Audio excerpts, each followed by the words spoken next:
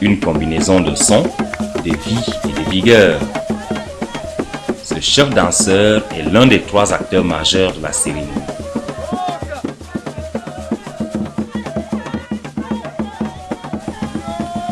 Ces 3 hommes, qui font leur entrée les uns après les autres, doivent maintenir l'esprit de la fête et maintenir le groupe dans l'ambiance de la musique. Cette danse rituelle est appelée le bazooka. Elle n'est exécutée que lorsqu'un membre du clan Baka décède.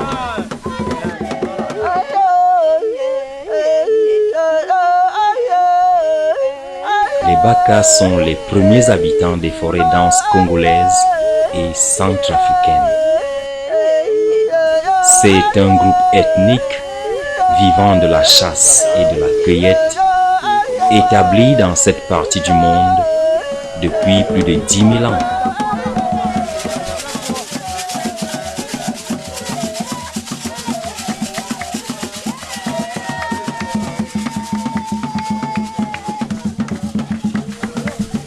Ce chef danseur sert d'escorte aux esprits. Pendant le rite, il est chargé de conduire l'esprit du défunt dans la forêt.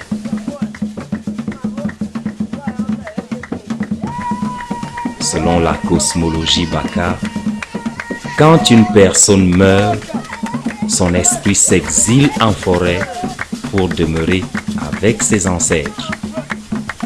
La forêt constitue l'univers des esprits des morts. À mesure que le rythme s'accélère, cette escorte des esprits continue d'infuser la vie à la foule. Dans une petite cabane, la famille endeuillée se prépare à dire au revoir à l'esprit de l'un de ses fils.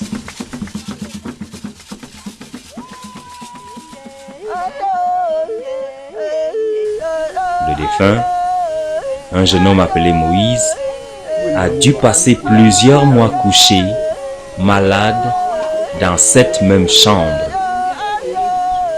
Dans ce coin perdu du monde, où l'accès aux soins de santé reste un problème majeur, les Baka étant en plus un peuple marginalisé, privé du bien-être social dont jouissent les autres groupes ethniques du pays, la famille de Moïse suivait, impuissante, la dégradation continuelle de son état de santé. La mort frappera la petite cabane en un glacial dimanche matin et la voix d'un fils bien-aimé s'éteindra ainsi pour toujours.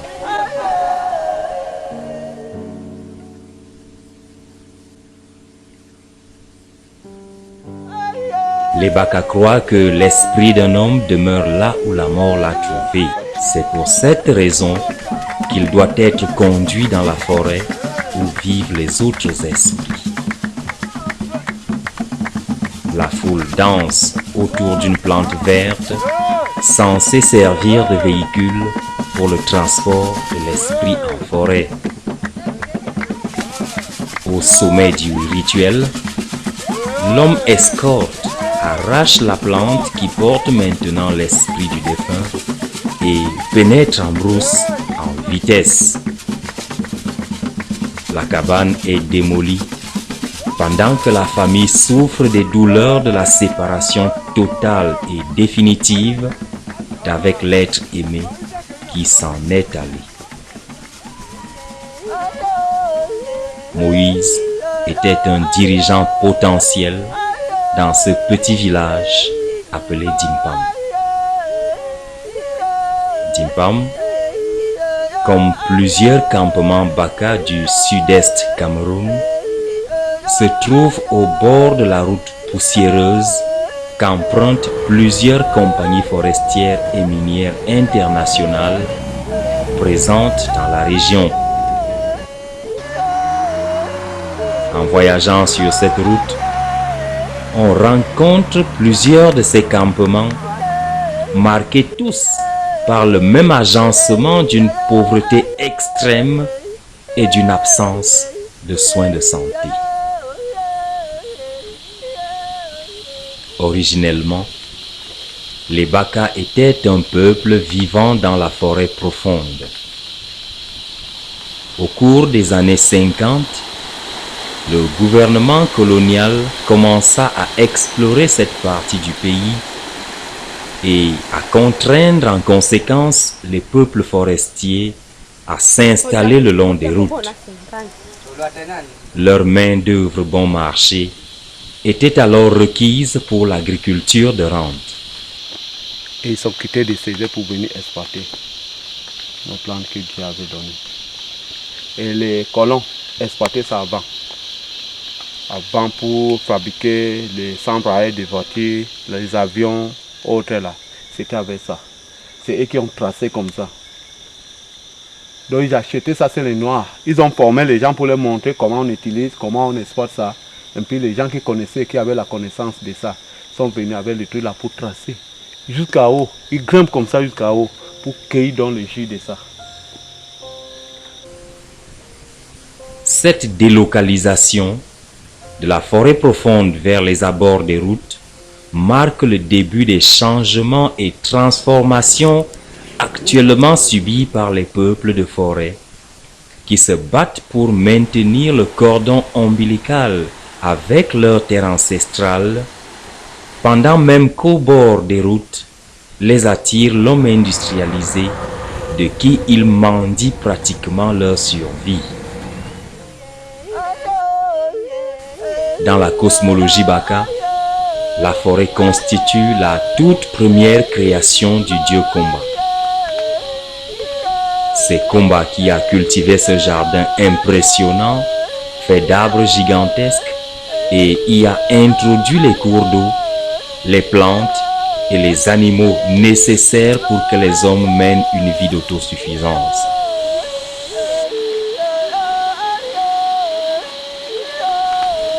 Au cours des milliers d'années qui se sont écoulées, les peuples de forêt ont développé des manières sages d'exploiter habilement les différentes saisons de la forêt, ne prélevant que ce dont ils ont besoin et laissant largement à la nature le temps de reconstituer les espèces végétales et animales. Du mois de juillet au mois de novembre, les pluies s'intensifient.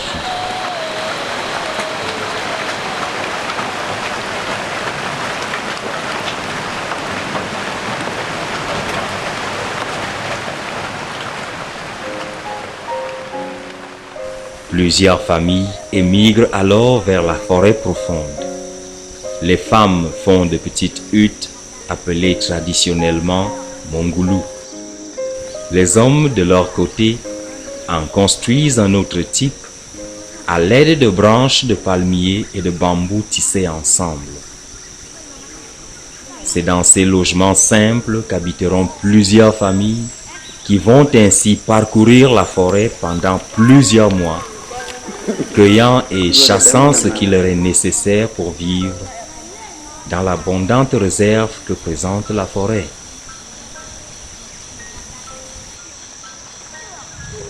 Au mois de décembre, les pluies s'arrêtent. Le niveau de l'eau baisse dans les rivières et les femmes peuvent alors sortir par petits groupes pour la pêche au barrage qui consiste à monter de petits barrages dans diverses sections des rivières avoisinantes dans le but de s'approvisionner en produits aquacoles.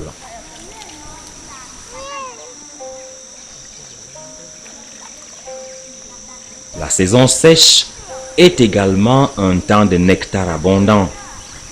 Un temps où les ruches sont pleines de liquide doré, les rayons de miel constituant un plat de choix pour les Baka.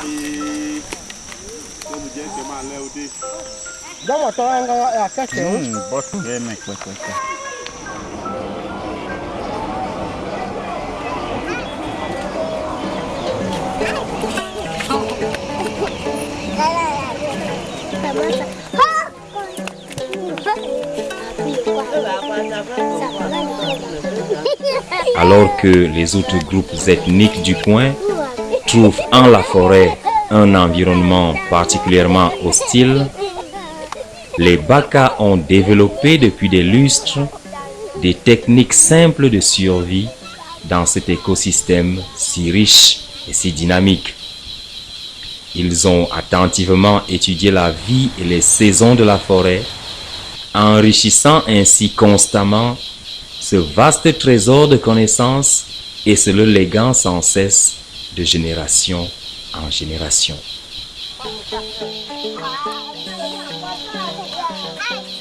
Au cours de leurs multiples migrations saisonnières dans la forêt, les Baka entrent souvent en contact avec d'autres peuplades du groupe ethnique Bantou.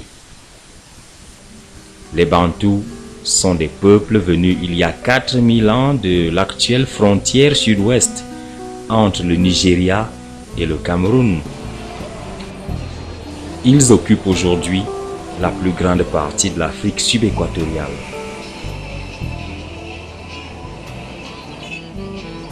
Ces peuples guerriers ont amené des forgerons et des armes à feu qui continuent à résonner à travers la forêt. Au Cameroun, ils constituent la majorité dominante et se composent de plus de 300 sous-groupes. Les Baka sont une minorité d'à peu près 60 000 âmes. Environ 50 000 de cet effectif se trouvent au sud-est Cameroun. Le reste vit en petites communautés éparpillées dans les massifs forestiers du nord du Gabon, de la République centrafricaine et de la République du Congo. Les émigrés bantous n'étaient pas majoritairement des hommes de forêt. Ils n'ont alors vu en les Baka qu'un moyen d'obtenir les richesses de la forêt à moindre coût.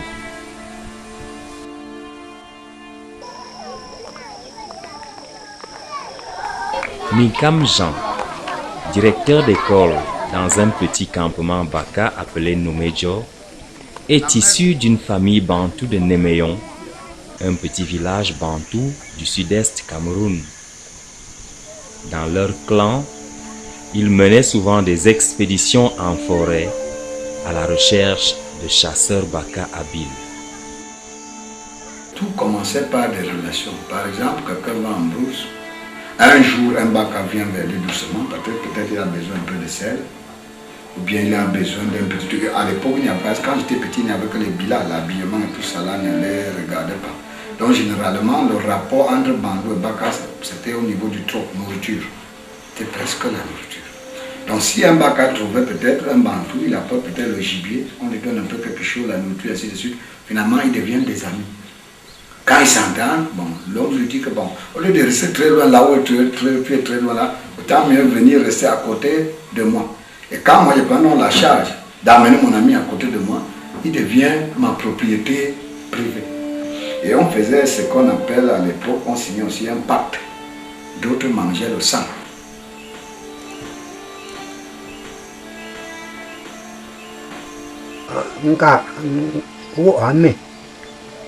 Wo ame he yi soke iba jo nge no ajanja bie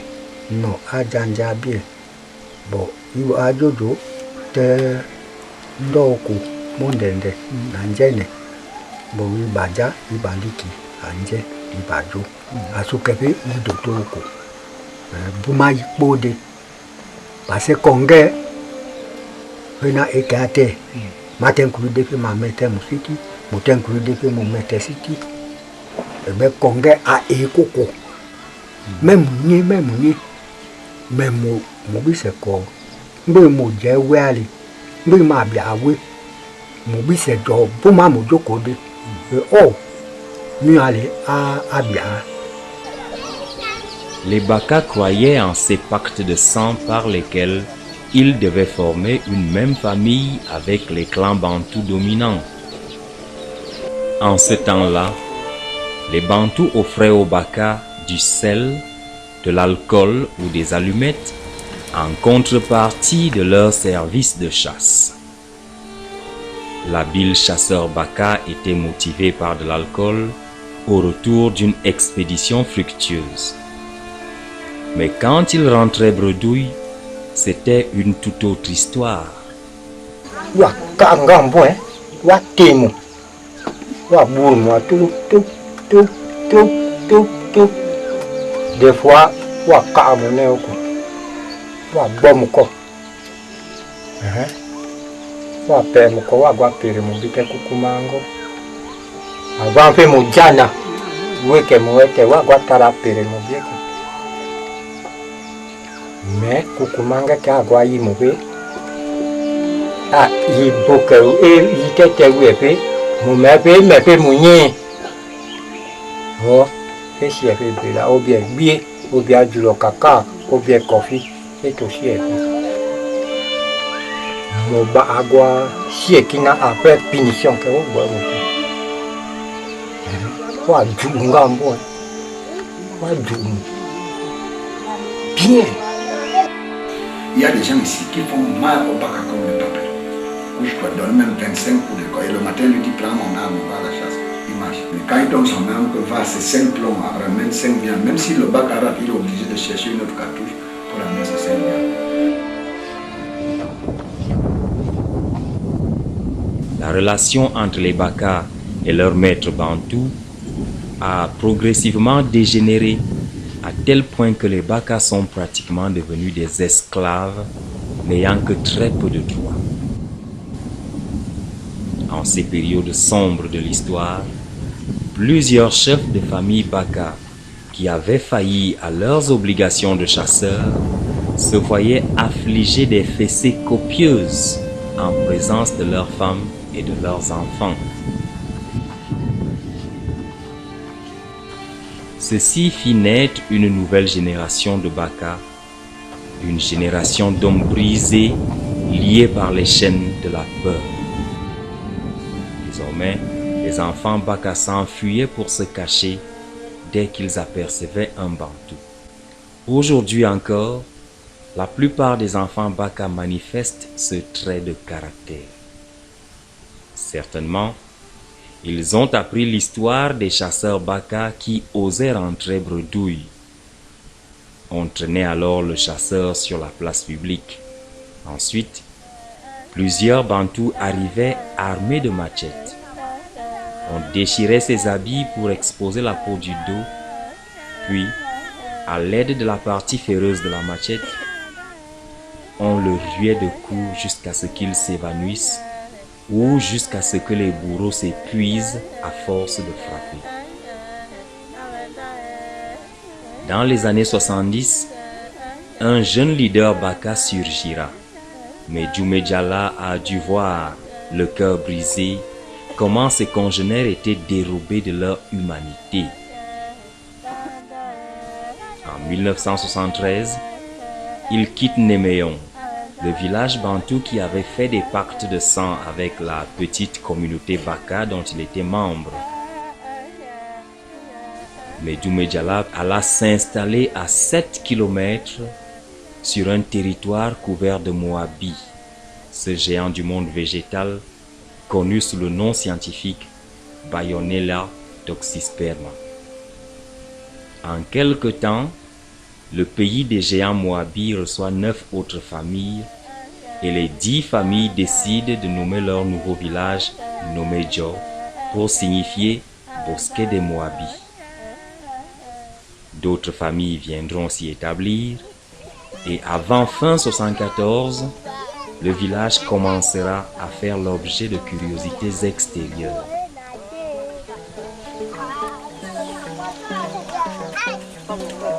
C'est ainsi que plusieurs organisations non gouvernementales enverront des facilitateurs pour aider les habitants de Noumedjo à faire face aux défis de la délocalisation. L'Association pour l'autopromotion des populations de l'Est Cameroun, AAPEC, a envoyé une équipe de facilitateurs qui a bâti une école primaire. C'est encore la seule qu'on y trouve à ce jour. Lorsqu'on disait qu'on venait éduquer les Baka, c'était une utopie au niveau des populations. Personne ne croyait qu'ils allaient d'abord se sédentariser et en plus mener certaines activités qui puissent faire en sorte qu'ils puissent au moins être reconnus. Donc, moi je me dis qu'ils ont commencé, bon, ils sont en mi-chemin.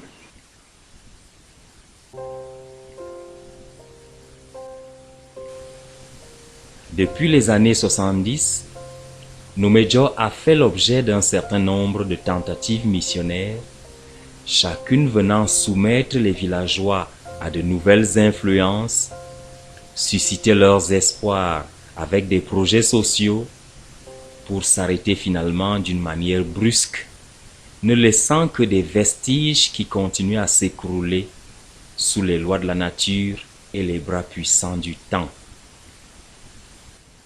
En 2001, une fois encore, Noumedjo accueille deux missionnaires différents. Daniel Fitzgerald, l'ethnomusicologue américain qui y a bâti une maison et l'occupa avec sa famille, et Jean-Paul Goufo, un jeune missionnaire camerounais venu convertir les Baka au christianisme. Les deux hommes deviendront amis.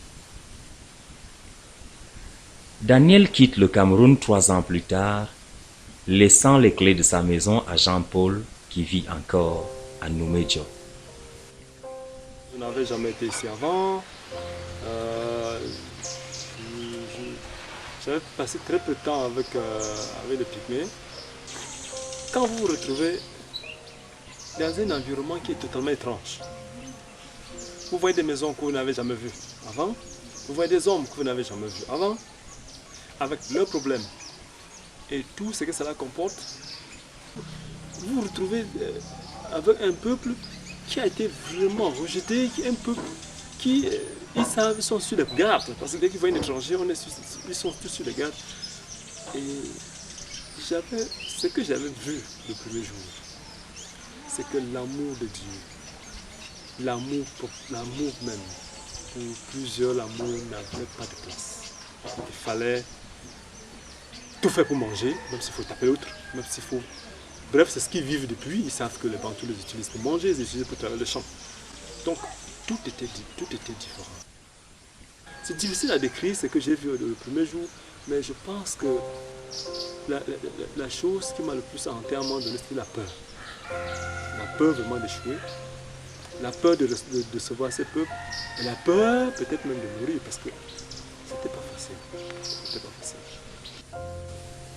Les autochtones de Noumedjo avaient de nombreuses questions et des suspicions au sujet de ces croyances spirituelles étrangères. Cet homme nommé Jean-Paul vient leur demander d'abandonner des croyances qui sont leurs depuis plusieurs milliers d'années. La base de leur spiritualité était ancrée dans l'esprit de la forêt. Ils ont leurs esprits qu'ils adorent. Le Djengi et Bois, voilà vraiment leurs croyances. Les croyances de la forêt.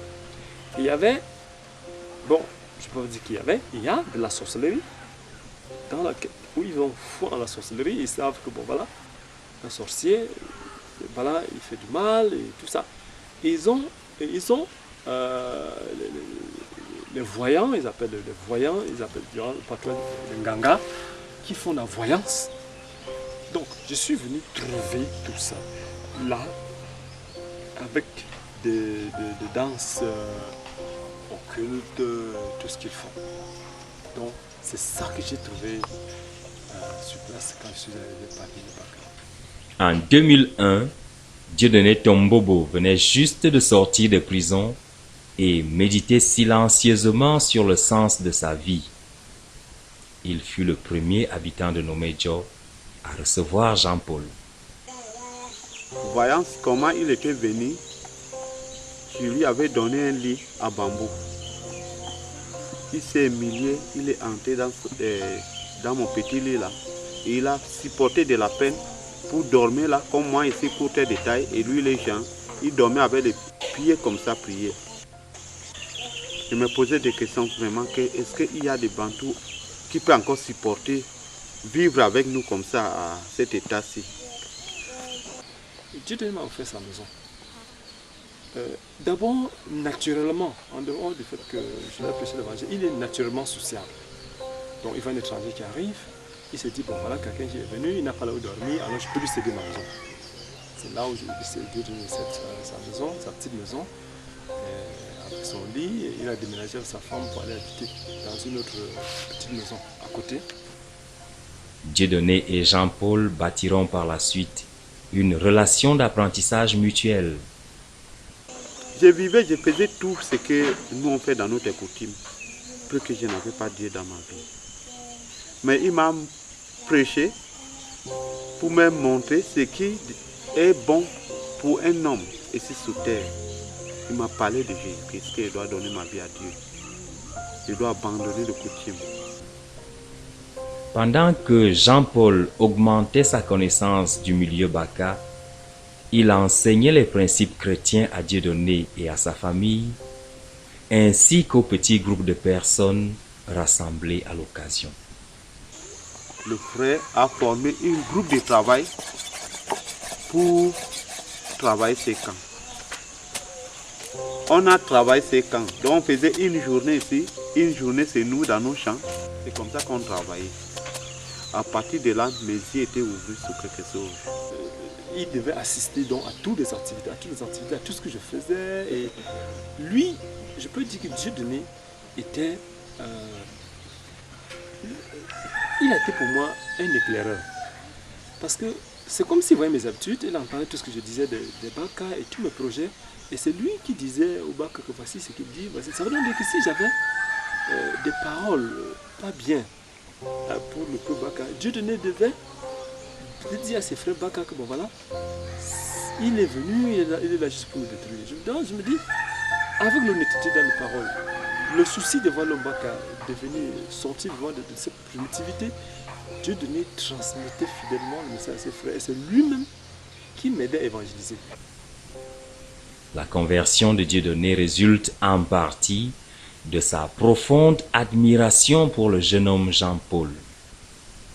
Il était en effet le premier Bantou qui, à ses yeux, traitait le Baka avec respect et dignité. Mais ce n'est pas tout le monde à Nomédjo qui accueillait aussi favorablement Jean-Paul. Il se murmurait que cet étranger résidant chez les Tombobo était un évadé de prison et qu'il planifiait d'utiliser des pouvoirs sataniques pour détruire les âmes des villageois. Les Bantous venaient toujours. C'est moqué de moi que toi tu vas t'abandonner derrière ces cher.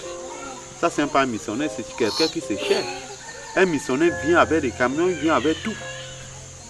Ça sont les Bantous qui viennent se chercher derrière les Baka.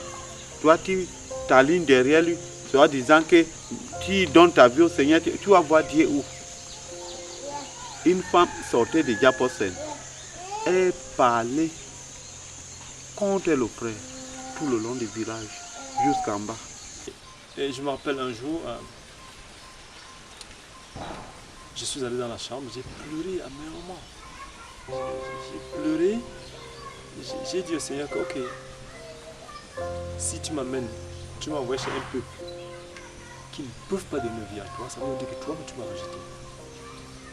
Parce qu'en fait, si tu m'envoies ici, c'était pour du bien à toi. J'ai pleuré. Parce que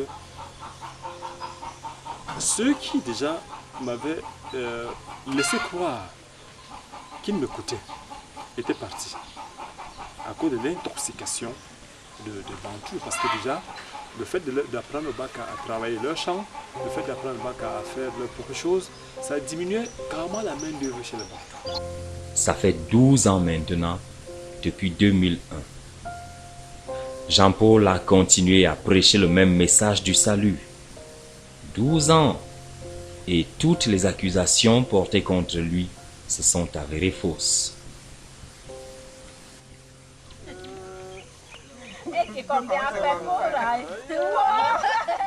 La famille royale entrera en jeu pour adopter le missionnaire comme leur fils, faisant de lui un membre du clan Yemakombo, descendant direct de Medjumejala, le patriarche fondateur du village Nomejo. Assisté de Dieudonné, Jean-Paul dirige une petite église au village. Chaque dimanche, les villageois se rassemblent pour être enseignés par le missionnaire. Dieudonné, aujourd'hui un porte-parole d'envergure pour les droits des Baka au Cameroun, est aussi formateur pour bâtir les candidats missionnaires destinés aux autres communautés Baka de la forêt dense d'Afrique centrale.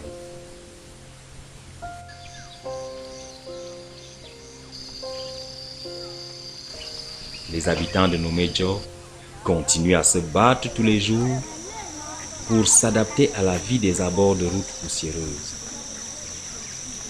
Leur relation à la forêt, bien que sérieusement entamée, reste solidement maintenue. Les migrations saisonnières se font toujours. Mais ce peuple a perdu une bonne partie de son authenticité culturelle.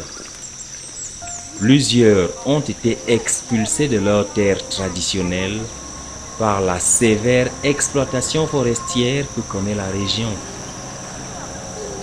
Avec la création des concessions d'exploitation forestière, les Baka ont perdu la liberté de marcher dans la forêt profonde. La présence des gardes forestiers constitue pour eux une source majeure de crainte.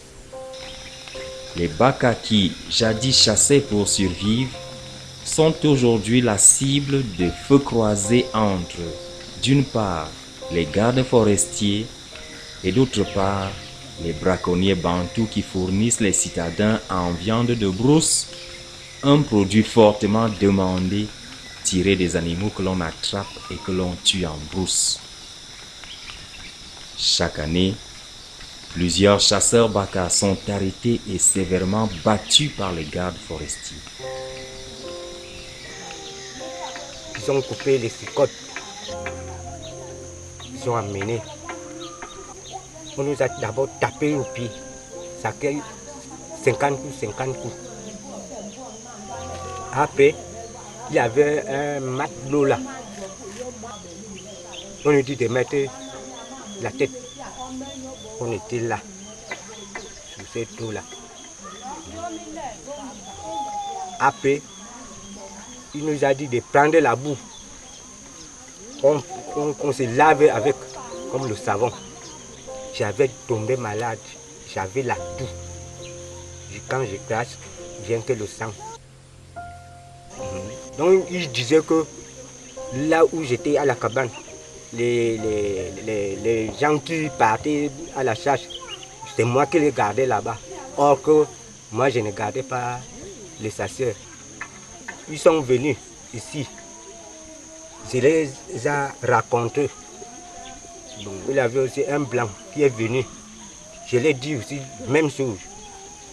Ils ont envoyé l'affaire au mystère.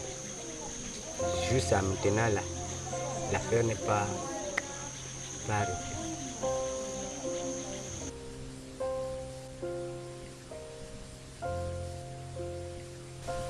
Les Baka ne connaissent que trop peu leurs droits en tant que populations indigènes.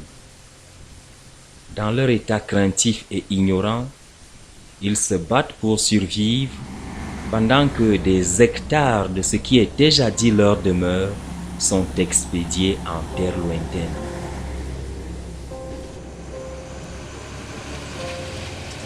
Les jeunes, Confrontés à l'invasion croissante des influences urbaines et pressés par la nécessité de survivre, ont cessé d'aller à l'école.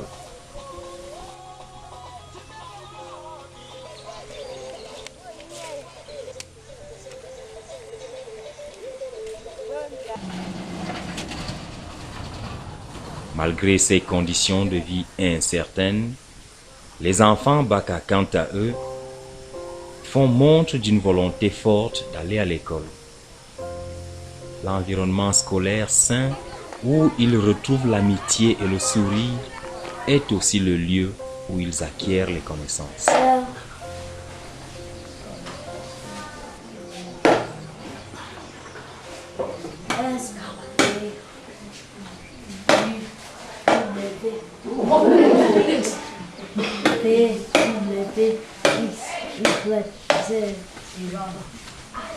Cette école primaire unique de Nomédjo avait été créée pour équiper les Baka d'outils nécessaires à leur intégration dans la main-d'œuvre qualifiée camerounaise et dans son potentiel de développement. Elle compte cette année 248 élèves inscrits. Repos, revenez, repos, attention.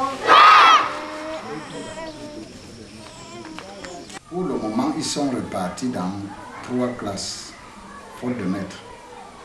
La CIL a 153 élèves, ce qui demande 3 enseignants. La moyenne, c'est 50 élèves par enseignant. Le cours élémentaire, un cours élémentaire de CP sont dans une même classe. Comme c'est déjà une nouvelle approche, l'éducation interculturelle multilingue, la CIL doit être à part, le CP à part. Pour le moment, il nous faut un enseignant qui doit enseigner au niveau CP seul. Donc pour le moment, j'ai cette difficulté. Les gars que j'essaie de prendre sont pas là. Solange Ngoufo, l'épouse du missionnaire Jean-Paul Ngoufo, enseigne les enfants de Nomédjo depuis 11 ans maintenant. Je suis arrivée à Nomédjo juste comme missionnaire auprès de mon époux. Donc j'ai suivi mon époux à Nomédjo et en le suivant, j'ai été formée comme enseignante. Et j'ai demandé à être affectée à Nomédjo. C'est comme ça que j'ai donc été affectée à Nomédjo pour enseigner le Baka. Parce que mon mari était missionnaire auprès des Baka. Eh, Kide, bon wa kwe sekolo. Eke mo, woke mo. Ya kwe sekolo la kwe ko fe no. Ya gba lo mbalaka. Commandant ba a kwe no. Hein?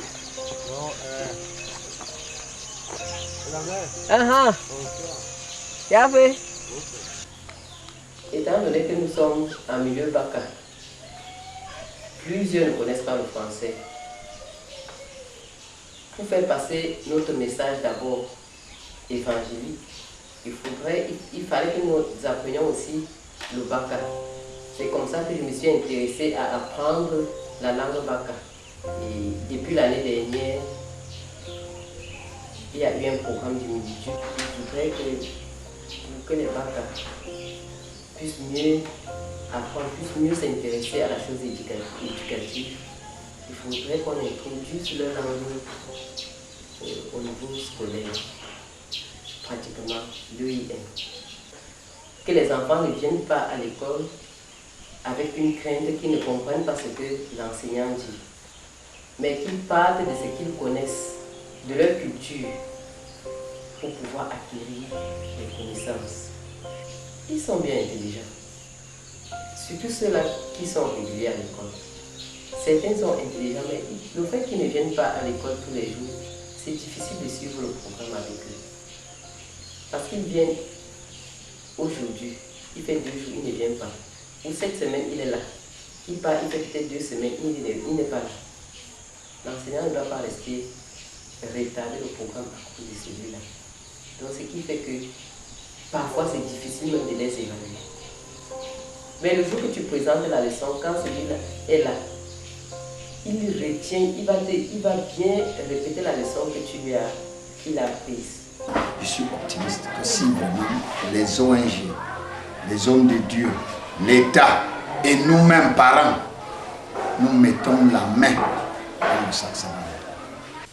Il y a l'espoir qu'une future génération de Baka puisse échapper aux forces destructrices déchaînées contre les énormes potentialités de ce peuple dynamique.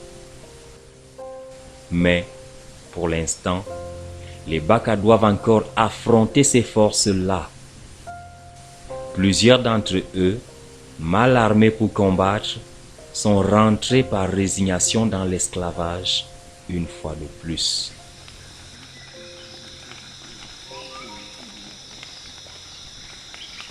Ce peuple pacifique qui vivait autrefois dans l'harmonie avec la nature et accueillait l'étranger avec un sourire d'enfant se distord en des formes hideuses qui se font plus sombres de jour en jour.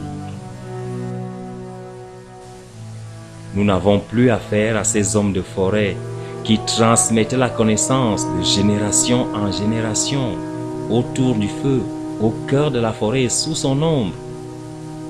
Aujourd'hui, nous rencontrons un autre esprit dans les campements Baka. C'est l'esprit d'alcoolisme, de violence et de promiscuité sexuelle. L'alcool, ce serpent ancien semble avoir frappé chaque foyer à Noumedjo, avec des femmes et des enfants qui saignent parce que les maris ont saisi leurs armes mortelles contre ces personnes-là même qu'ils ont un jour valorisées et protégées. Il avait la machette, il avait tout à la maison. Il pouvait donc me tuer là-bas. On n'avait pas de problème.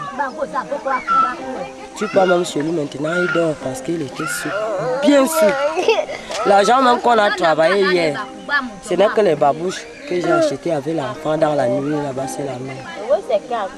Tout le reste, le monsieur a brûlé. Tout. Dans la boisson. Dans la boisson. Il est rentré avec 250 dans la poche.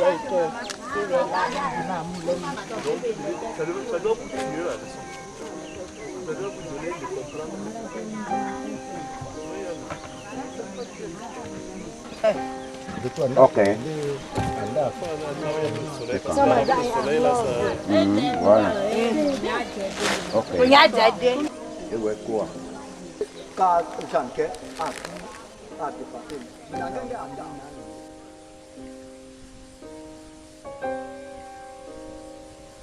là, vous avez eu des problèmes. Tu sais qu'elle est blessée. Oui, elle a blessé parce qu'elle m'a poussé. Comme je l'ai arrêté comme ça, et elle est tombée. Elle est passée directement pour moi. J'étais là-bas derrière moi. Moi, j'étais là-bas. Okay. Elle aussi, elle était sourde. Mais on était au bas. Vous deux.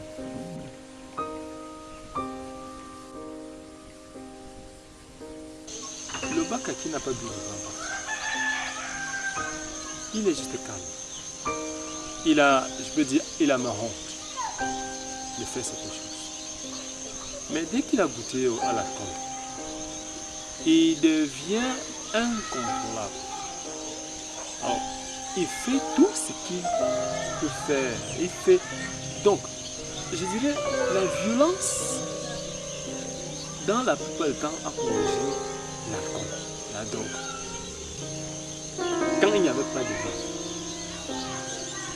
il y avait rarement de bagarres, rarement de coups de blessure causés par les autres. Et depuis que le vin a introduit, les gens ont introduit le vin en milieu Baka. Ça a plus de violence. L'alcool est la plus grande force de destruction dirigée contre tout ce qui a de la valeur chez les peuples de forêt. Chaque village Baka a son point favori et sa saison d'ivresse au cours de laquelle la puanteur éthylique se dégage du souffle de toute âme vivante. À Noumedjo, les bars sont tenus par des résidents bantous qui bâtissent leur fortune sur le sang des hommes, des femmes et des enfants dont les yeux injectés de sang et les blessures saignantes ne signifient plus rien. Les Bakas sont des sous-hommes. Ils peuvent bien se détruire par l'alcool parce qu'ils n'ont pas de choix. Certainement, plusieurs ne croient pas pouvoir faire un meilleur choix. L'alcool est certes source de douleur, mais n'empêche qu'il continue à couler abondamment, surtout pendant les saisons de réjouissance.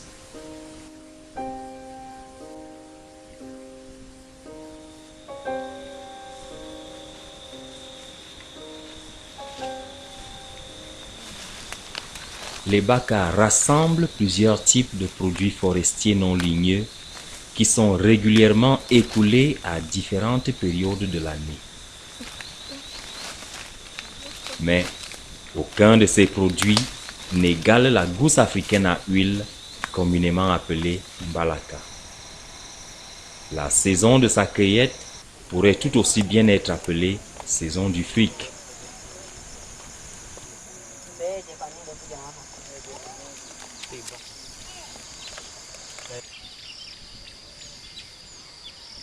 C'est un matin ensoleillé du mois de novembre.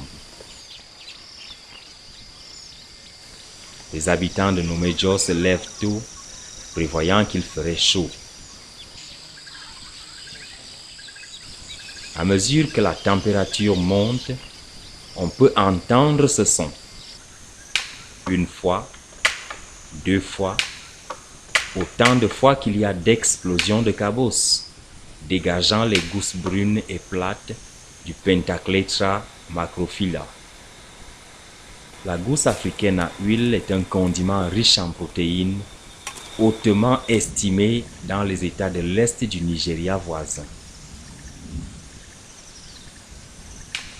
Les explosions spontanées de cabosses donnent le signal aux ramasseurs qui envahissent alors la forêt en petites unités et la fouillent minutieusement afin de remplir leur panier.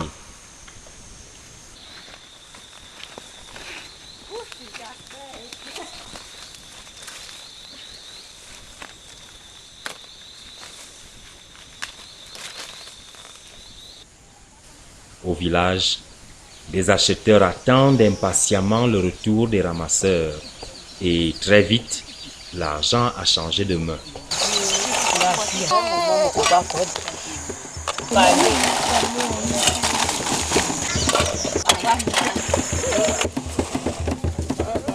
Les acheteurs s'approvisionnent porte à porte auprès des familles dont les goûts et les besoins seront instantanément satisfaits grâce aux recettes ainsi réalisées.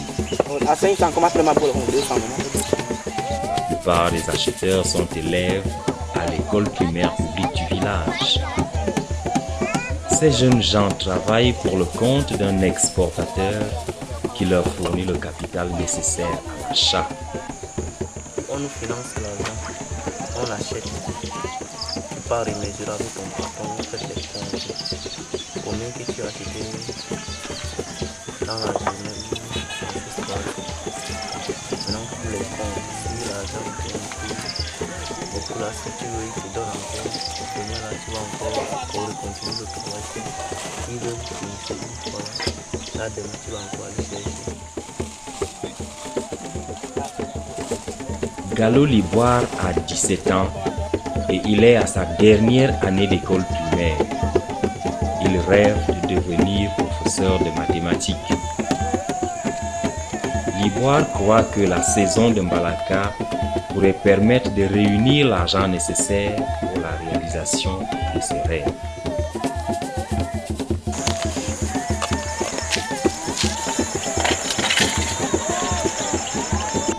Le panier plein se vend à 25 $, une rondelette somme d'argent dans ce petit coin du monde.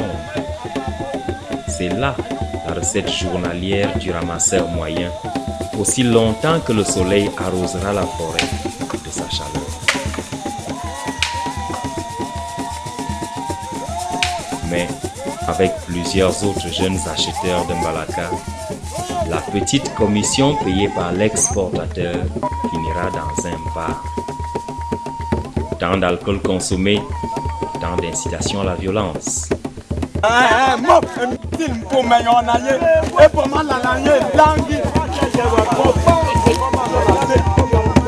Et comme il n'y a pas d'hôpital à proximité, les victimes de ces violences se retrouvent au domicile de Jean-Paul Dufaux, à moins que les blessures ne leur soient suturées sur place au bar du coin.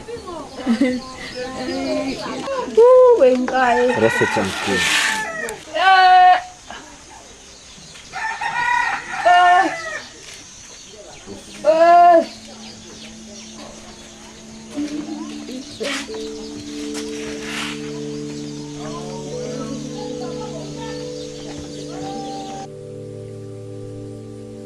Ce peuple de forêt qui, depuis des milliers d'années, amassait et transmettait un savoir encyclopédique sur les plantes médicinales, est devenu de plus en plus dépendant de la médecine moderne.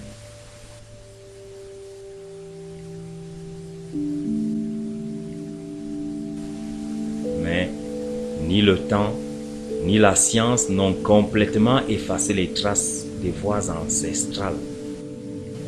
Les sages-femmes Baka sont encore réputées aujourd'hui d'être capables de provoquer le travail et de faire accoucher une femme quasiment sans douleur.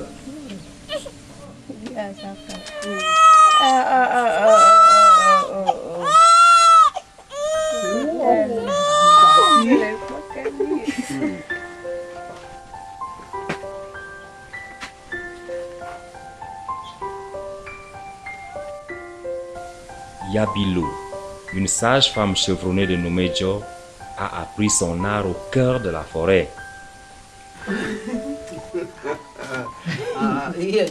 Quand la femme arrive devant moi,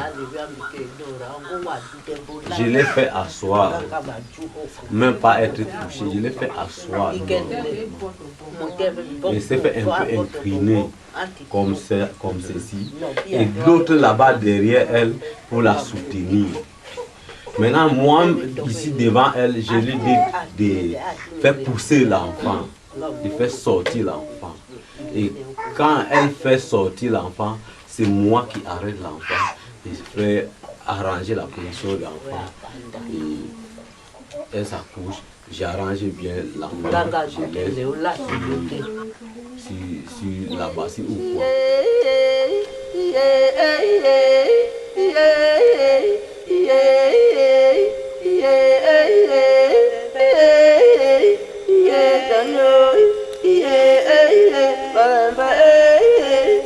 Pendant que Yabilo chante en harmonie avec la forêt, sa fille Delphine l'accompagne.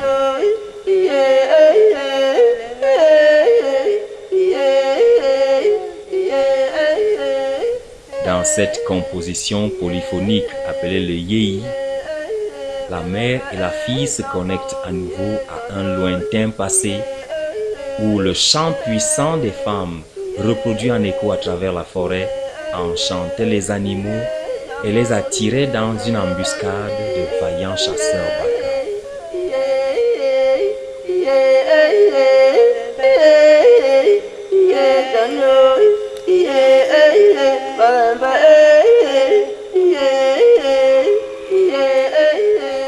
En ces temps anciens, les femmes Baka chantaient pour la chasse. Aujourd'hui, les sons traditionnels font face à l'invasion des sons de l'âge électronique qui ont envahi les cœurs des jeunes villageois.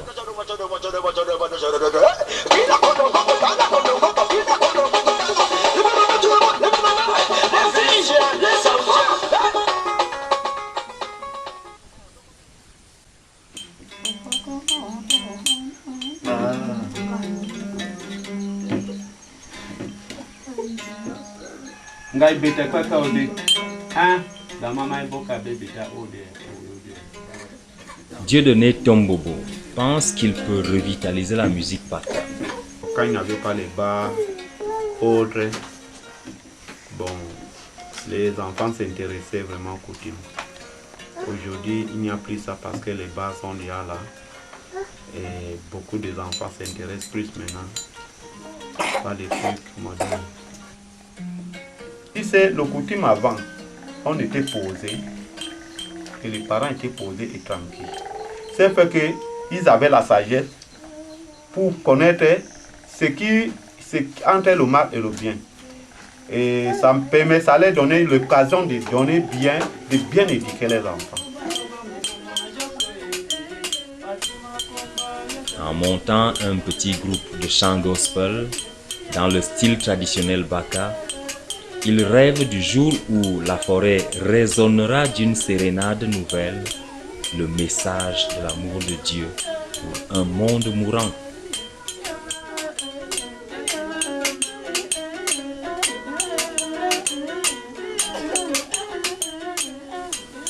La forêt chantera à nouveau. Quand la lune apparaîtra et illuminera le ciel au crépuscule, l'avenir de nos Médios fera entendre leur voix.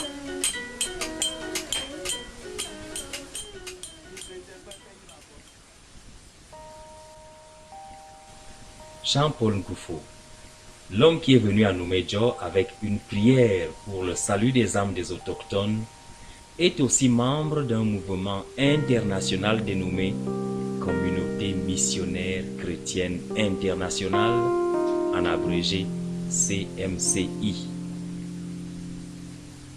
Ce mouvement spirituel voudrait amener tous les hommes à avoir une relation vivante avec Jésus, le Fils de Dieu.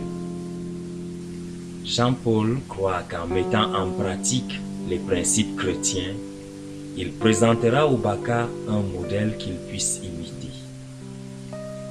12 années de fidélité à son appel lui ont valu la confiance des patriarches du village. Le pasteur, comme il l'appelle affectueusement, est l'homme avec qui ils peuvent parler ouvertement des problèmes sociaux de Noumédjo. Au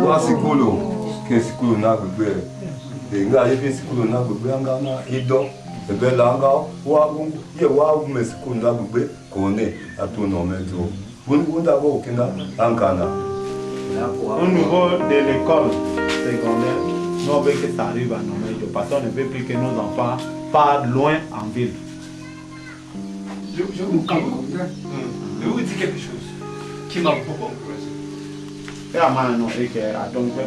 Vous savez combien d'enfants nous avons à la CIN cette année? 150 enfants à la CIN.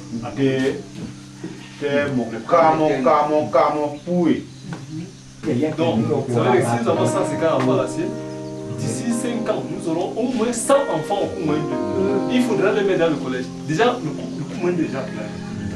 Donc, ça veut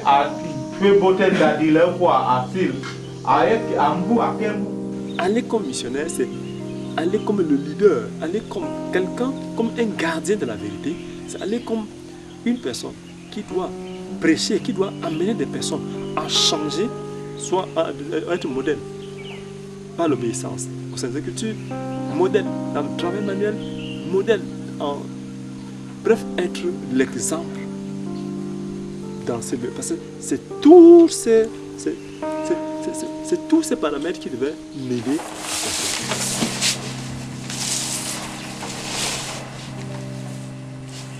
Nous avons à recouvrir globalement la zone forestière de l'Afrique centrale, partout où les Pygmées habitent. Le défi vraiment à relever de chaque missionnaire qui est parti. Vous savez, Noumédjo, c'est au Cameroun, en Centrafrique. De l'autre côté, Nola, c'est en Centrafrique, Sonké, c'est au Congo. Alors, chaque peuple a des influences, a des habitudes, bien que ce soit tous des zones d'Afrique. On trouve plusieurs communautés Baka dans les régions enclavées de la forêt dense d'Afrique centrale. Les routes existantes ne sont praticables que par saison et les réseaux de télécommunications s'avèrent soit déficients, soit pratiquement inexistants. Les candidats missionnaires destinés à cet univers du passé devront apprendre le langage et les lois de la forêt, les lois de la survie. il faudra acquérir des capacités innovatrices. Ce champ de mission stimulant ne peut être embrassé que par des gens qui ont une vision claire de leur appel à vie, au service et au sacrifice pour le salut et le bien-être social des peuples de forêt. C'est cet appel qu'a entendu et auquel a répondu un jeune couple missionnaire de la CMCI. Parfait et Tom et sa femme Ella vivent à Nomédjo, où ils sont en formation pour aller comme missionnaires en Balam, un campement minier situé à la frontière sud entre le Cameroun et la République du Congo. Normalement, on devait aller en Centrafrique, mais le Seigneur a changé des choses. Il a confirmé que nous partons sur Balam. Donc, actuellement, nous sommes en train de nous préparer. Et nous avons commencé une série de jeûnes, 3 jours, 7 jours, et nous allons arriver à 21 jours pour le préparatif pour Balam. Parfait et Ella sont le premier couple à répondre sur la vague de 25 couples missionnaires dont on a urgemment besoin pour la nation Baka. Il en faut encore 24 qui répondent à l'appel.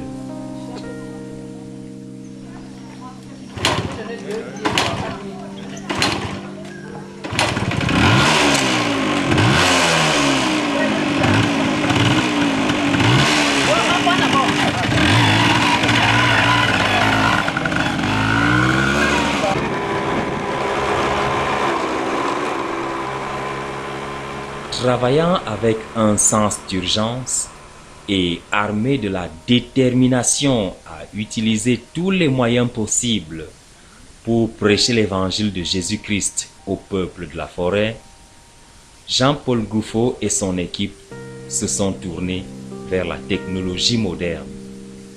Ils ont obtenu de Global Recordings Network plusieurs lecteurs manuels pour l'enregistrement et le stockage de 42 histoires bibliques racontées en Baka.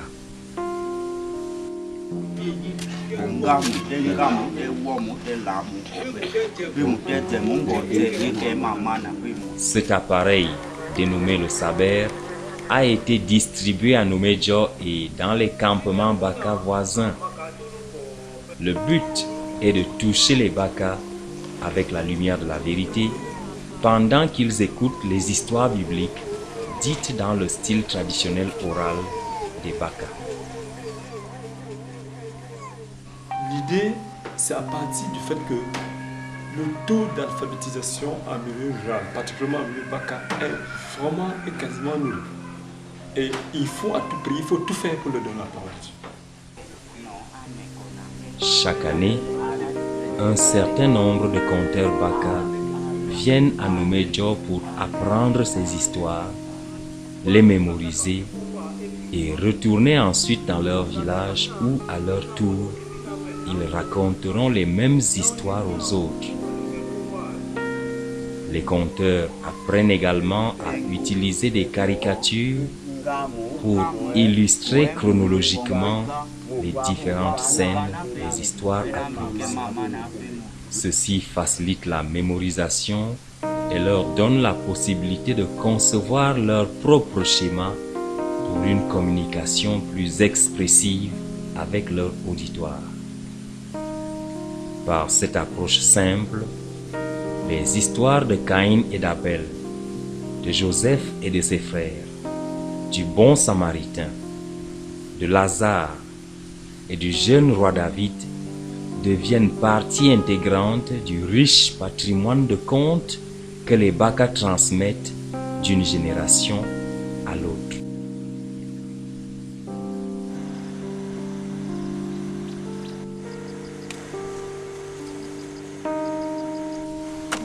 Jean-Paul croit que les Baka peuvent réussir en agriculture, en étant pour eux un exemple de travail dur et de productivité. Il rend témoignage de la fertilité de leur terre.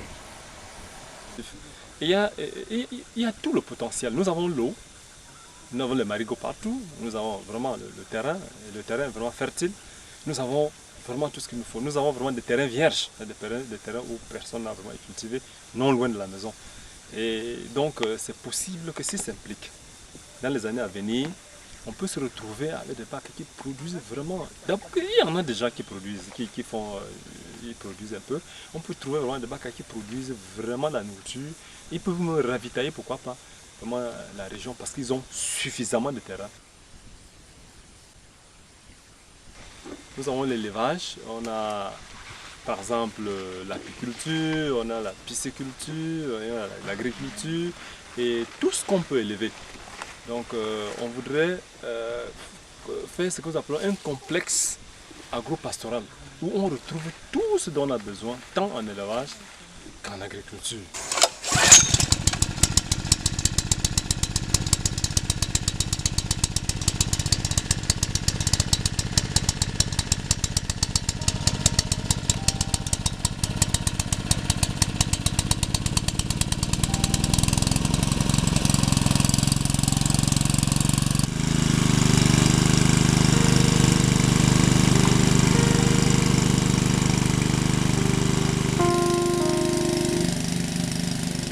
Avec ses projets agricoles à succès, Jean-Paul espère inspirer aux Baka le désir de récupérer leurs terres, d'introduire de nouvelles espèces aquatiques dans leurs eaux, de produire du miel pour leurs maisons et de vaincre ainsi le manque de nourriture qui les maintient dépendants des villages bantous situés parfois à plusieurs kilomètres de distance. Numédio, comme la plupart des campements situés en bordure de route, a eu quant à la santé son lot de désastres.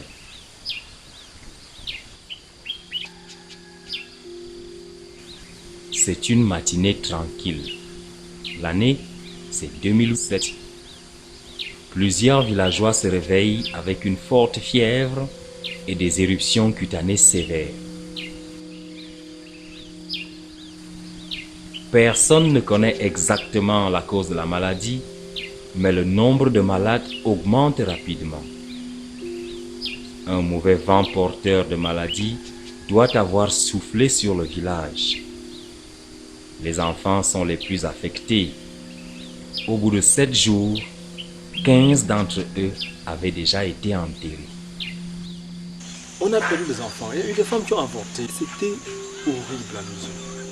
C'est à partir de ce moment-là que nous avons pensé qu'il fallait l'hôpital. Mais comment faire l'hôpital? On n'a pas assez de moyens. On s'est posé la question vraiment si on pouvait vraiment réussir. Entre-temps, on se disait qu'il fallait construire notre bâtiment. Et là, maintenant, on avait déjà construit le bâtiment qui est devenu l'hôpital juif.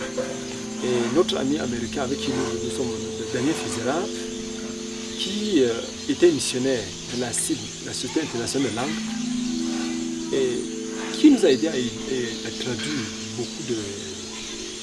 beaucoup de passages bibliques en langue baka, nous laisse dans sa maison et rentre aux États-Unis. Bon, c'est là où mon épouse nous dit, est-ce que notre maison nous avons construite et nous ne pouvons pas la transformer en hôpital? Bref, elle nous dit qu'elle a reçu vraiment du Seigneur qu'il fallait qu'on transforme cette maison en hôpital. À partir de cet instant, on s'est dit, ce serait une solution. Nous avons commencé à réunir des petits fonds pour les finitions de la maison. Et à un moment donné, nous nous sommes retrouvés, on s'est dit, voilà, si Daniel revient des États-Unis, il va entrer dans sa maison, ça veut dire que nous n'avons pas de maison. Donc nous avons laissé cette maison au Seigneur pour transformer cela en hôpital. On s'est dit, si Daniel revient des États-Unis, on n'a plus de maison, on va se débrouiller à aller construire une maison à côté. Et même si c'est une hutte pour entrer et puis laisser l'autre maison pour qu'on fasse cette maison d'hôpital. Bon, le Seigneur a juste été fidèle. C'est alors que quelques temps après, Daniel revient nous dit qu'il ne revient plus à Numédio. Nous pouvons donc rester dans sa maison. Alors, ça nous a encouragés. Nous avons donc juste compris que c'était vraiment dans le plan de Dieu qu'on laisse cette maison pour l'hôpital. Vous voulez qu'on élimine tout ça, trop sale. C'est pas pour. On va. Bon, voici. Depuis lors, ils ont investi une bonne part de leur bénédiction financière pour faire vivre cet espoir.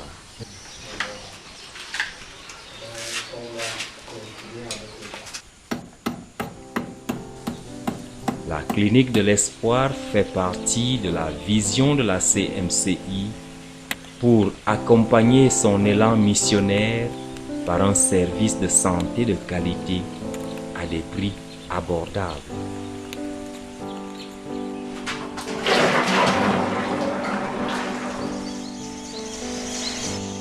Non seulement ce bâtiment est là, mais nous sommes en train de planifier faire d'autres bâtiments. Ensemble, nous avons fait un plan de 30 mètres de long que nous sommes en train de mettre sur pied. Donc un côté la pédiatrie, un côté la maternité. Pour l'instant, le seul bâtiment qui est là va nous servir pour le démarrage, mais dans cette année qui vient, nous allons construire un autre long bâtiment pour avoir la pédiatrie et la maternité. Une petite équipe de techniciens travaille actuellement à mettre la dernière main aux préparatifs pour une ouverture effective de la clinique en décembre 2013. Pour que cette vision à long terme devienne réalité, il va falloir l'expertise d'un personnel médical compétent, du matériel médical performant et de gros investissements.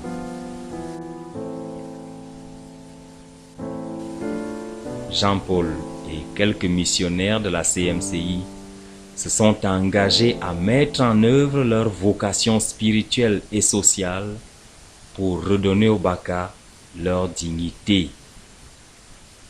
Ce petit corps de ministère est composé d'hommes dont les vies ont été touchées par l'histoire tragique des Baka. Chacun d'entre eux a décidé de la leur restituer à son petit niveau en soutenant un projet social pour l'amélioration de la qualité du service missionnaire à Noumédjo. Jean Essende, l'homme qui porte la vision d'un collège d'enseignement secondaire à Noumédjo, a grandi à Alat Makai, un petit village situé à la limite de la réserve du Dja. Jean croit que la voie de libération des Baka s'ouvrira avec la création d'un collège qui leur soit propre. Un collège où leurs valeurs culturelles seraient intelligemment tissées dans les programmes d'études. Les Baka ont déjà eu une éducation innée qui vient, n'est-ce pas, de leurs parents, la connaissance de la forêt par rapport à leur civilisation primaire. Mais étant donné que le monde aujourd'hui va dans le sens de la mondialisation, il est question, n'est-ce pas, de voir comment on peut réorienter, n'est-ce pas, l'épanouissement ou la civilisation des peuples Baka. Voici pourquoi il était question qu'on puisse imaginer déjà le système éducatif adapté, n'est-ce pas, à cette peuplade. Je vais parler des nouvelles techniques agricoles, des nouvelles techniques d'élevage en matière d'exploitation, n'est-ce pas, des produits forestiers non ligneux, en matière d'apiculture, en matière d'élevage même domestique. Il faudra que, n'est-ce pas, ce complexe puisse comporter tout cela parce que, étant donné la pression de la mondialisation, le Baka ne pourra plus se limiter seulement à attendre aller dans la forêt pour cueillir et chasser. Il faudra qu'il puisse apprendre, n'est-ce pas, à produire déjà quelque chose au niveau même, n'est-ce pas, de son local. Voilà pourquoi cette école est appelée à être polyvalente, c'est-à-dire lui donner l'école livresque et lui donner encore l'école de la nature, l'école moderne de la nature pour lui permettre de développer cette connaissance innée qu'il avait déjà acquise lui-même, n'est-ce pas, à partir de ses parents. La vision de cette école futuriste Baka, c'est la fondation d'une génération de botanistes et d'écologistes nés et élevés dans cette partie du monde et formés dans cet environnement vert qui servira de laboratoire in vivo et qui fera partie intégrante des installations scolaires. C'est ici qu'émergera une élite scientifique Baka.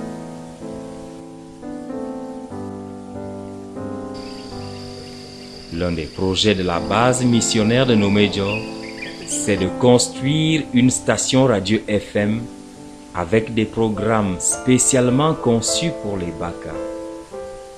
Martin Di, technicien audiovisuel, réalisateur cinématographique et ami de Jean-Paul, croit que ce projet est un succès potentiel. Nous ne sommes pas en milieu Baka simplement pour leur prêcher l'évangile, mais nous sommes aussi en milieu Baka pour les amener à sortir de la prison de l'ignorance. Ce sera également amener les Baka à se former dans plusieurs domaines d'activité. Il y a le 7e art qui englobe beaucoup d'autres arts.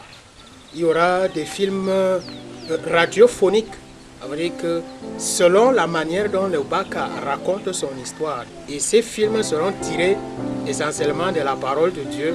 Nous sommes dans un milieu où les Baka sont des artistes déjà naturellement formés. Alors, nous avons besoin de faire tout sur place. On n'a pas besoin de nous déplacer pour aller enregistrer quoi que ce soit ailleurs.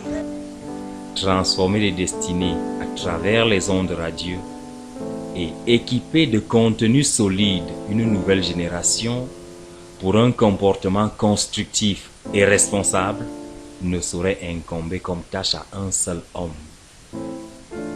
En plus du besoin de techniciens et de journalistes formés, il y a le besoin plus pressant encore d'une technologie de pointe. Une station radio destinée à satisfaire les besoins intellectuels et spirituels des Baka est plus qu'un défi infrastructurel. Cette radio sera une plateforme d'expression culturelle pour un peuple auquel il n'a jamais été offert une telle tribune nulle part ailleurs. Cette radio sera la toute première en son genre, un domaine que les Baka pourront véritablement appeler leur.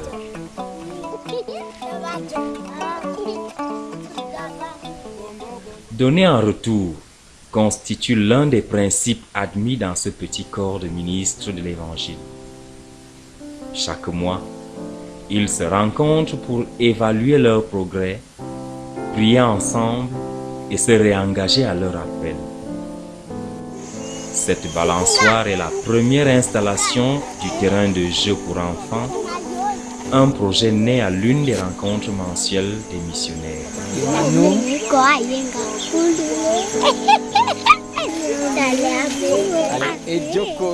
Gauthier Fangapanga, un volontaire formé du corps de la paix, ancien agent de contrôle de la sécurité et environnementaliste, était venu à Nomédior en 2011 en réponse à un appel missionnaire à servir sous le leadership de Jean-Paul Koufou. Depuis son arrivée, il a été un facilitateur actif et un modèle pour la jeunesse du village. Que nous avons reconnu à un moment donné que le village était sale et il y avait des gens qui pouvaient faire des selles n'importe où et c'était pas bien. Quand un étranger arrivait, c'était pas une bonne façon un peu de l'accueillir. Il pouvait déjà connaître dans quel environnement nous nous trouvons et quelle est la moralité qui sévit. Alors nous avons mis sur pied cette initiative pour que les jeunes soient aussi occupés et un programme. Donc c'est par rapport à cela, c'est aussi pour nous une stratégie d'évangélisation parce que nous rencontrons des masses et nous pouvons facilement passer le message de Christ.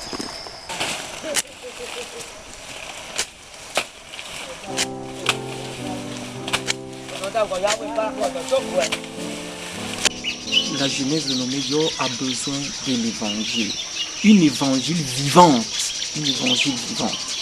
Parce que dans ce milieu, il y a une chose, ils acceptent l'évangile, mais ils ne la vivent pas. Et juste parce qu'il y a eu avant, et ceux qui étaient avant, leur ont montré de courir vers la boisson, l'alcool. Il y avait des intérêts, c'est-à-dire on créait certains points de rassemblement où ce qui était prôné là n'édifiait pas la jeunesse, et la jeunesse s'était vêtue à cela en panne de repère, puisqu'elle ne savait plus, chacun qui venait avait son modèle et il inculquait ce modèle, et à la longue chacun s'est retrouvé en train de faire son choix, et un choix qui est plutôt perverti. C'est ce que j'ai constaté, donc c'est une jeunesse qui a besoin d'une évangile, mais une évangile vivante. En venant à Noumedjo, Gauthier avait apporté plus qu'un cœur à donner en retour. Il avait amené sa femme et ses 3 enfants, dont 2 fréquentent l'école primaire du village, où ils apprennent la langue et la culture des Baka. Les enfants sont libres à tout moment. Les enfants sont libres à tout moment. Ils se retrouvent partout et sont parfois en train de causer des dégâts. Et dans cela, j'ai compris qu'il y a un besoin. Et le besoin était lequel? Le besoin était celui dont il fallait que ces enfants-là soient encadrés, qu'ils aient un suivi. Et à cela dont le pasteur ayant déjà d'abord vu ça, il a demandé à ce qu'un cercle des enfants soit mis sur pied, qui sera un espace où il y aura divers jeux, mais des jeux qui sont en relation avec la culture Baka.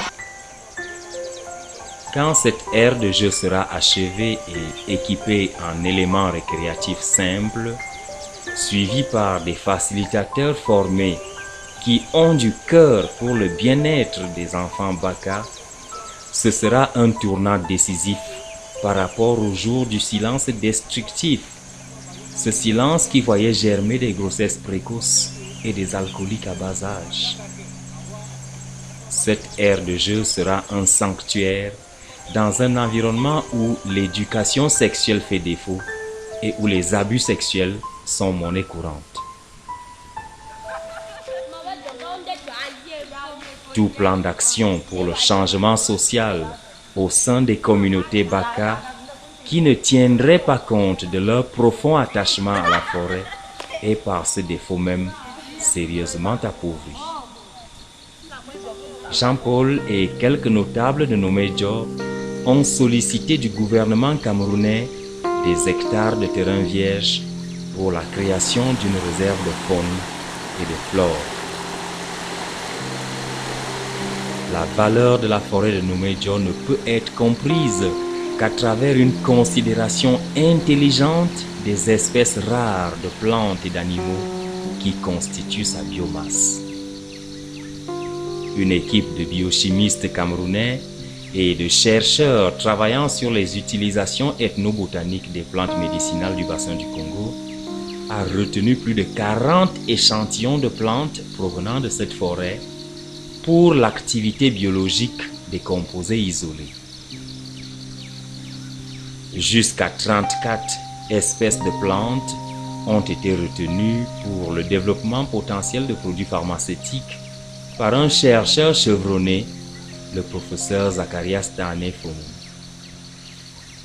Aujourd'hui, plusieurs équipes de recherche continuent à travailler sur ces découvertes, identifiant les structures moléculaires qui pourraient par la suite être développées sous forme de médicaments.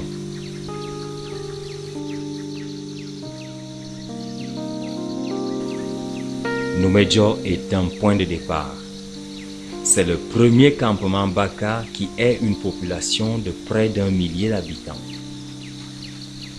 Les possibilités de développement socio-économique sont énormes. Mais tant que les Baka continueront à être regardés comme des objets de tourisme exotique, à maintenir dans leurs conditions aborigènes, avec tous les inconvénients qui s'en suivent, leur vaste connaissance de la forêt, leur art et leur chaleureuse hospitalité pourraient être à jamais perdus. Mais Noumedjo sera une ville, la ville la plus verte de la planète, un lieu où des botanistes de classe mondiale et des écologistes seront formés. Cette ville sera pionnière en matière d'utilisation des énergies renouvelables telles que l'énergie solaire et les biogaz. Bâtie en forêt, cette cité illustrera la simplicité dans l'architecture d'habitation. Des domiciles construits à l'aide de matériaux obtenus localement et travaillés sans aucun impact nuisible sur l'environnement naturel. À mesure que des mains plus habiles, des intelligences plus aiguisées et des hommes et femmes plus inspirés recevront l'appel et se déporteront au pays des chantres polyphoniques, l'expansion de cette cité forestière constituera le commencement de la redécouverte des trésors perdus de notre planète. Ce grand jardin botanique où la vie s'est épanouie et où des hommes sages ont vécu en harmonie avec la nature. Cette grande cité forestière sera appelée la cité des Baka.